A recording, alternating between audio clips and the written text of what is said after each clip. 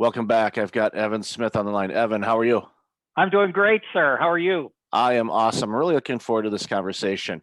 Likewise. A lot of the work that you do, and one of the things that resonates with me is you focus on great work. And one of Yes. the things I'm always intrigued by that and love that, and it's something that I do because I find when I am in the space to be able to do great work, it's fulfilling and it energizes me, and it makes me actually work even more efficiently and look for improvements to do great work. So share a little bit about you and the work you do, and then we'll dive right in. Sure. Thank you. Yes. So this notion about great work for me, it's really all about sort of purpose and being connected to it day to day, moment to moment, and just knowing that the energy I'm spending is for something that's greater than I am. And it is ultimately for me, it's what gets me out of bed in the morning. And I know, you're keenly interested in burnout. I know it's one of when that connection is broken to purpose, when you can't see the line of sight to it. It's one of the things that starts to sap energy and actually, I think, draw people into um, a zone of experiencing burnout or symptoms that are more severe. I find that employees, if they're not allowed, and maybe that's not the right phrase, Yeah. but if the environment doesn't create opportunities for them to do great, or it's not necessarily valued, or the organization is just kind of coasting by type of Yeah. thing, then there's no motivation. Then all of a Right. sudden, without the motivation, they're like, well, why bother? I might as well just do this. And then Right. it just has this domino effect of, okay, now, it's like I'm not really engaged going to work. There's really nothing to grow or anything. We're just kind of coasting. Yeah. And that drains people. Now, It does. a lot of people that are busy and they've got a lot of work going on and all that, they long for those days. So they think. But Mm. then they get into those situations and it drives them absolutely bonkers. My better Yeah. half, we go back and forth on different things. And, in her work right now where she's working, they're slammed. They are Right. growing. They just acquired a new property. They're doubling their Yes. size, doing all kinds of great things. A few months ago, before this gigantic boost in business, it was quiet for a bit, and Yeah. she was bored to tears. She's like, "Oh, Right. should I look for another job?" I'm like, "No, because you're saying these things are coming up." So, Right. this is the opportunity to fine tune things, get that filing done, do all the other things you want to get done, so that way Yeah. your infrastructure is ready to go.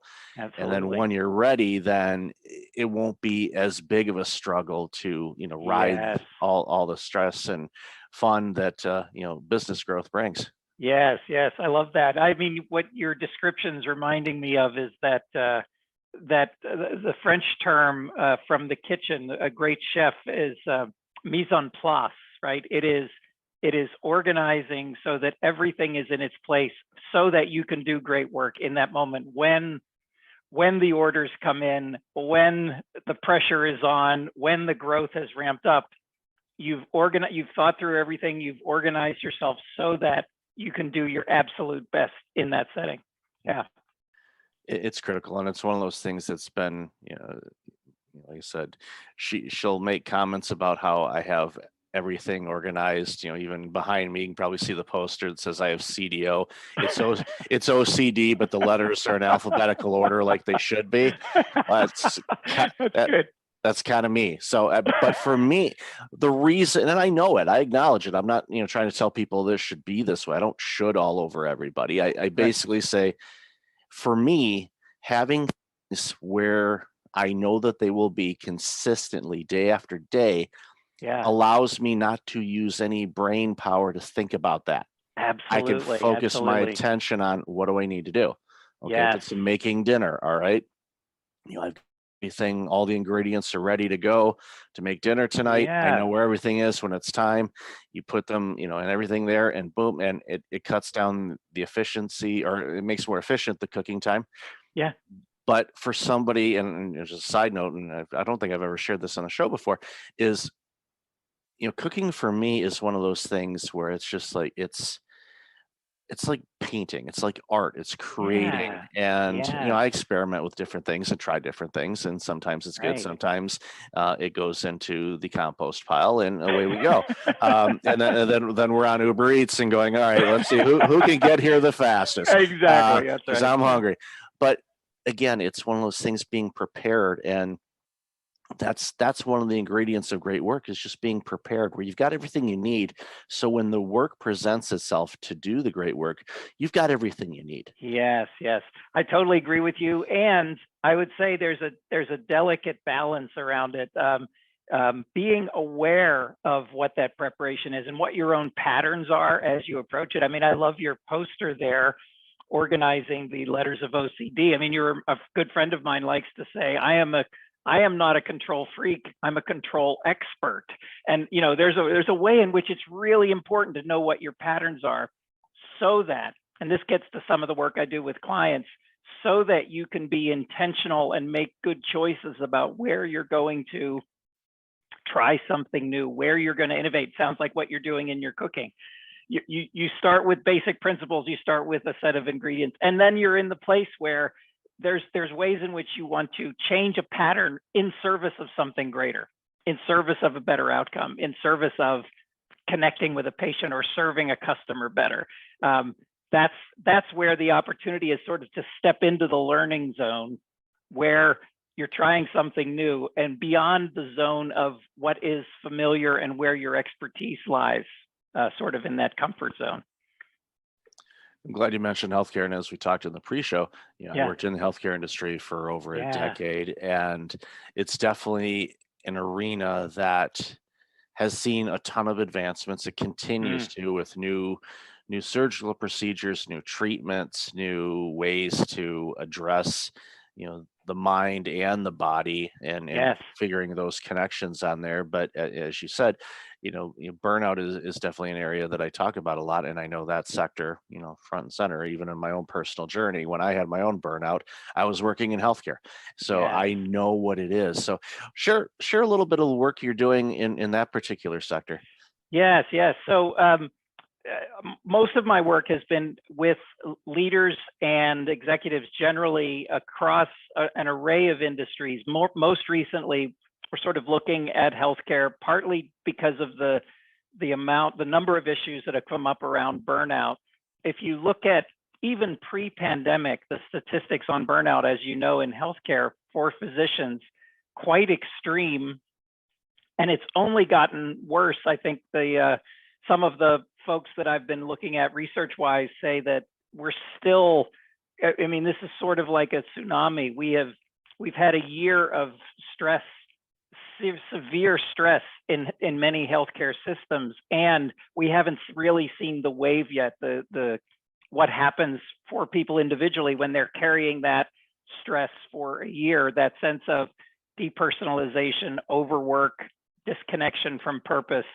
Um, so we are really taking an approach to it that is, I guess, both that reflects some of the guidance that I think you bring to your work, which is around helping people make intentional choices that helps them take care of themselves and more. Not, I mean, a dramatic oversimplification, but also to take some of the work I've done in large organizational systems and help organizations make better choices that will support people in a collaborative, constructive work environment, where the stressors that can contribute to burnout can be intentionally addressed for purposes of improving not just physician or nurse experience at work, but driving down things like medical errors, improving patient mortality, and more. I mean, there's a lot of statistics around that.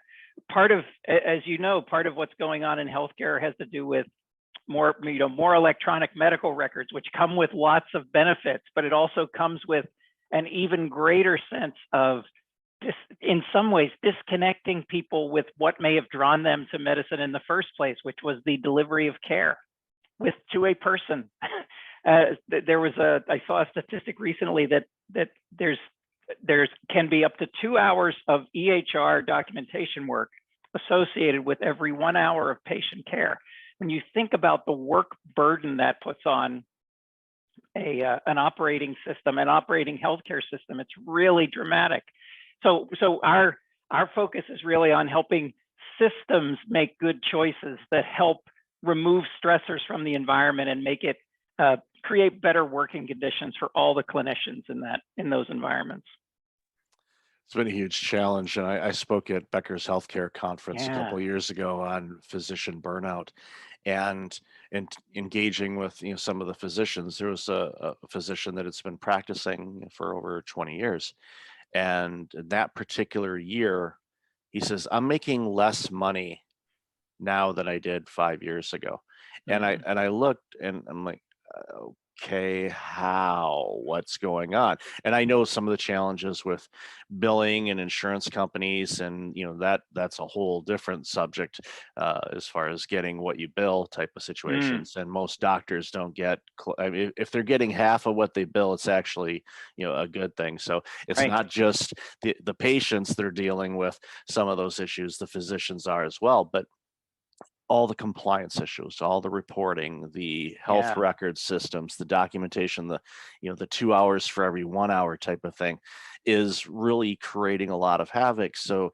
from a system standpoint, you know, it's great that you're doing this research and this work, because there's got to be something different. I mean, the information that we can get through electronic health records is amazing, and the research on that can help with breakthroughs and treatments and all kinds of different things to make society healthier and give them Yes. opportunity, and make the shift from the basically reactive, acute, episodic type of healthcare to preventative. And Yeah. that's huge system changes and all of that. And I know a lot of people are really pushing towards that. But on the flip side of it, and I always, a great boss of mine years ago, told me this, and he says, the best organizations put people in the place where they can do the things that only they can do, and that's why they're working there. Right. Physicians should not be spending 2 hours for every hour on the patient in Right. front of a computer, keying away notes, checking Yeah. things, or there's got to be more to it. Delegate it somehow, whether it's through AI or through a documenting assistant or something along those lines. So the information that's going from the patient encounter gets into the system, does what it needs to do, flushes out.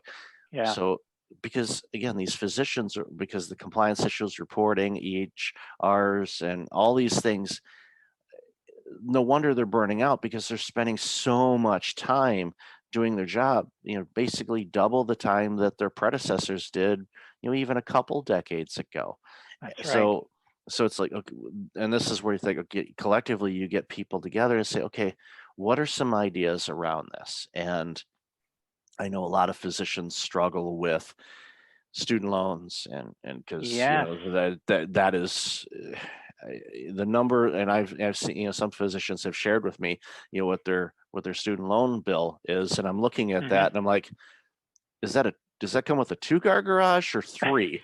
And Right. and they're like, Exactly. it comes with no garage. It's like, Yeah. yeah, Yeah. it's like, and it's like, okay. And again, you see, they're bringing that baggage to the table before they see patient one, and That's then right. all the other fun stuff that they have to do, and cost and all of that. It's concerning to me, because as our society gets older, we need more healthcare professionals, not Yes. less. And I Yes. know a lot of people in the sectors, especially in the nursing realms as well, are leaving the profession.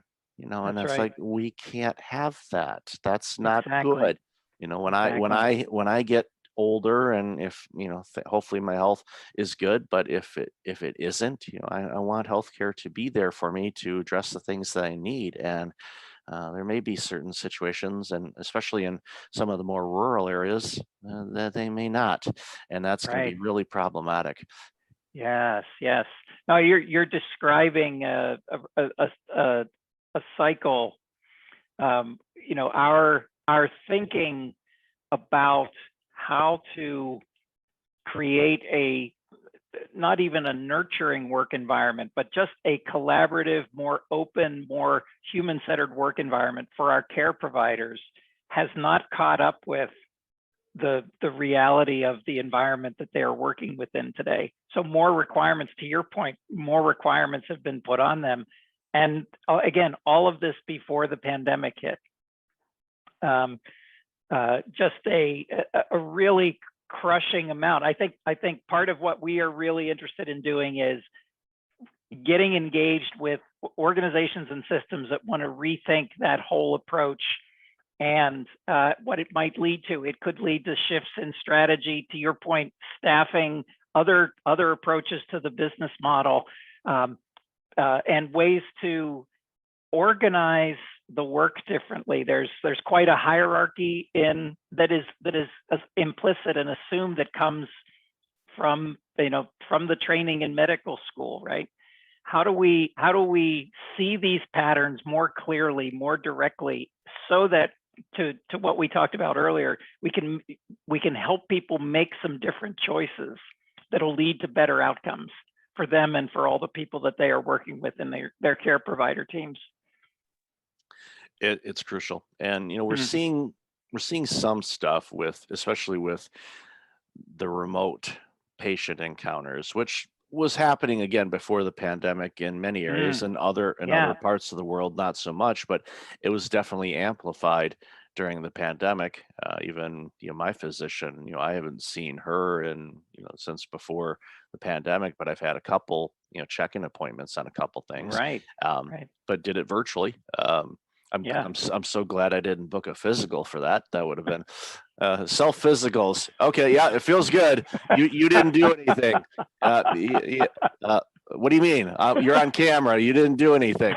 Yeah, I did. Oh, we're good.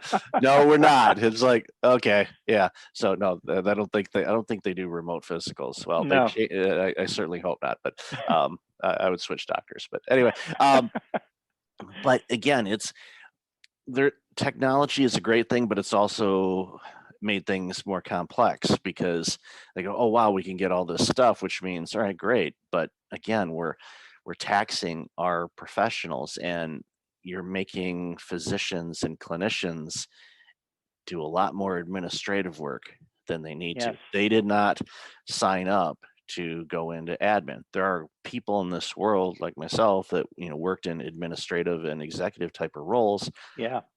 you know, People like us, that's the type of work we like to do.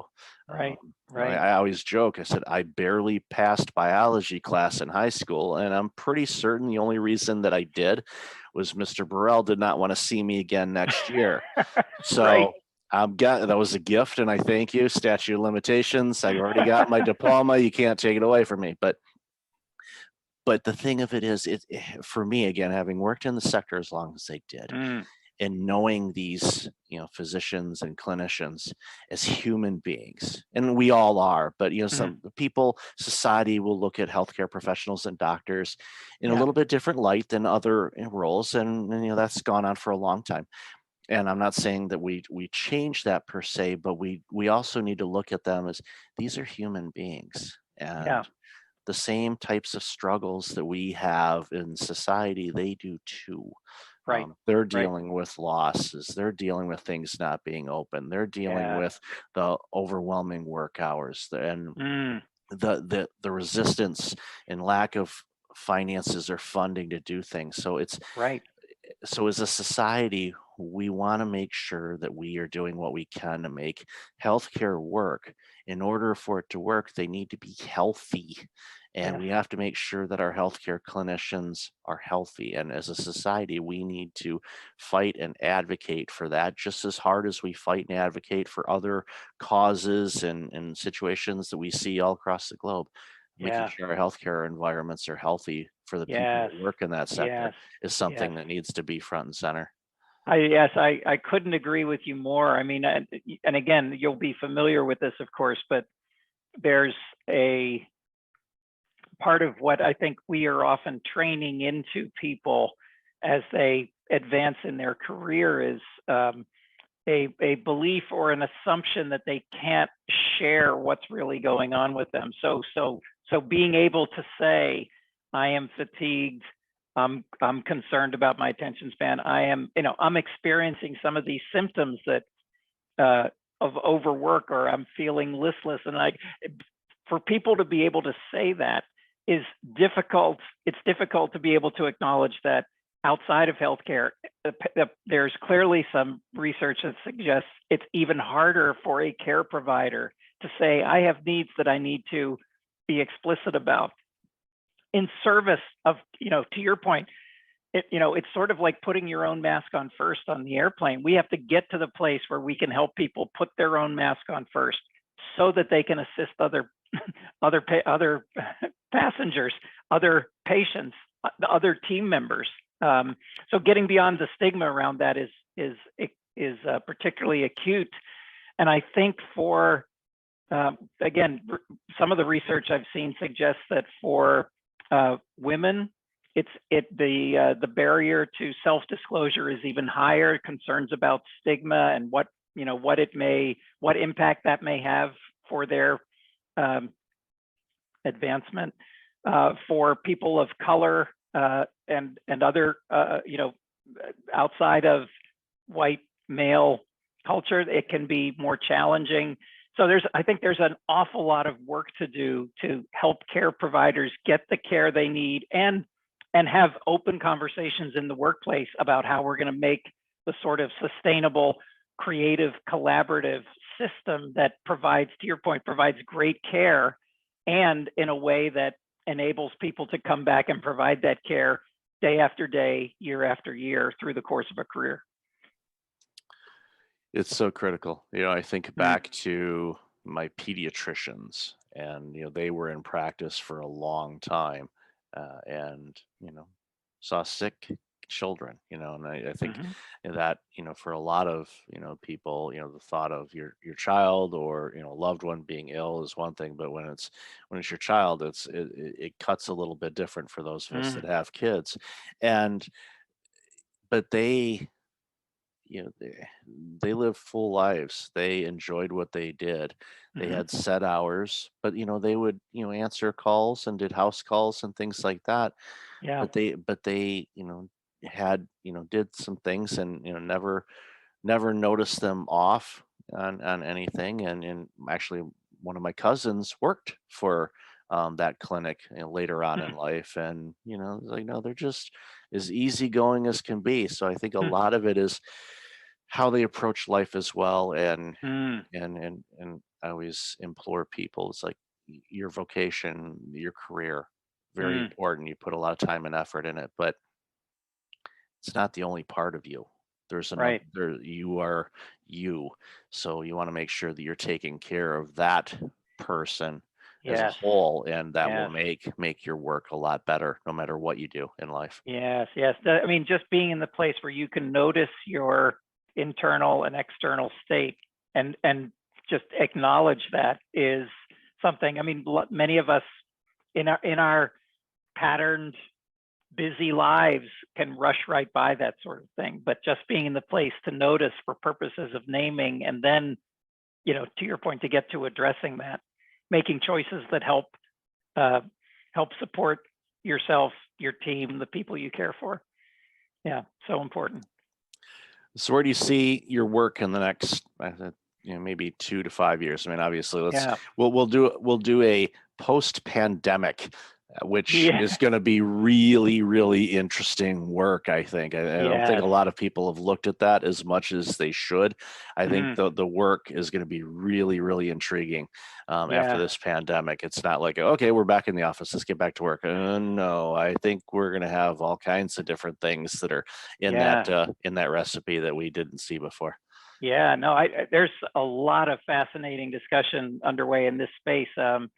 To your point, I think, there's a lot of, we have discovered a lot of the benefits of working virtually, right? And some of that won't go away, but I do think we are in the place where we are going to reimagine and reinvent the way that we organize ourselves to work in a way that acknowledges both more of the virtues and capability of working remotely where that's called for, and that is more intentional about creating human to human contact in those ways and in those places where it's so critical. At the beginning of the pandemic, I heard a great podcast with Dan Cable from the London Business School, and he said his observation was there's never been a time since the beginning of the Industrial Revolution where so many thousands of leaders had to question their very core assumptions about how work was organized.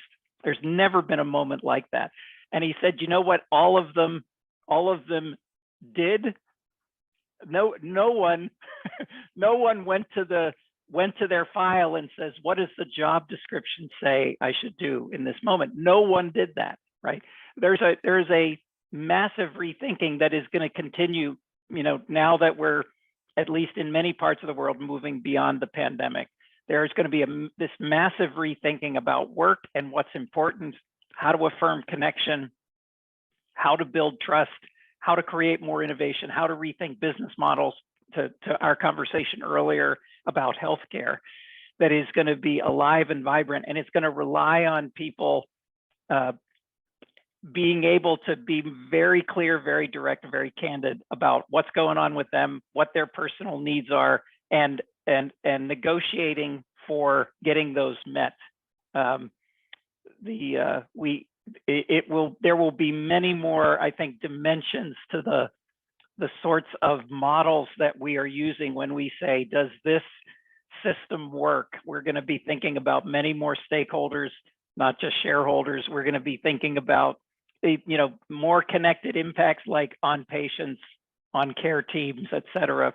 I think it's going to be a fascinating, amazing time. And my hope and intent is to help get as many people, as many clinicians, physicians, doctors who are executives into this conversation as possible, so that we can help to reinvent the way that this works for both for clinicians and for patients. Yeah, that's music to my ears, and I'm looking forward to seeing how the work progresses. And it's a wonderful time to be alive. And the pandemic has not been fun for many people, and whether it's frustration of not being able to do things, or loss of life, or whatever the case may be. But I keep hearing it time and time again. It's an opportunity for the great reset, and it's an opportunity for us to look at things and go, how should we do work? How should it look? How do we utilize the strengths of our people in a way that is beneficial to them as well, which in turn benefits everybody? So it's going to be interesting work for sure. So Evan, I've loved this conversation. Where can people find out more about you and this amazing work you're doing? So I'm going to give you two websites. My website is metamg.com, metamg.com. I'll provide that for you in the show notes. When you go there, you will find a link out to a partner website. That website is bolsterup.life. And there you will, if you're a healthcare provider, we are collecting some information about burnout, your observations about any experience you may have had as a clinician with it, and your observations about what's going on in your organization as a way to mitigate, address, or support care providers there. So we're very interested in that. We have some resources out there that'll be available, specifically a 5-point document that'll help you with some strategies you can try to help ameliorate some of those conditions if they exist in your provider team right now. So bolsterup.life. And if you go out to to metamg.com, you can find me out there, and I look forward to engaging with your listeners around some of the experiences they're having and the ways that they're addressing challenges related to burnout. That's great. And I'll definitely share that in the show notes, and I'll definitely share that link on my social media channels as well, because I have a ton of people that I'm connected to in the healthcare space, so they can contribute. The more people we have engaged in adding to this conversation, the better the likelihood that we can reshape healthcare to be healthier. Absolutely. For those that are working in it, which has a ripple effect and will make for better patient experiences as well. So Evan, thank you so much for your time today. Really appreciate you and this amazing work you're doing. Michael, thank you. It's been a privilege to talk with you. Thank you.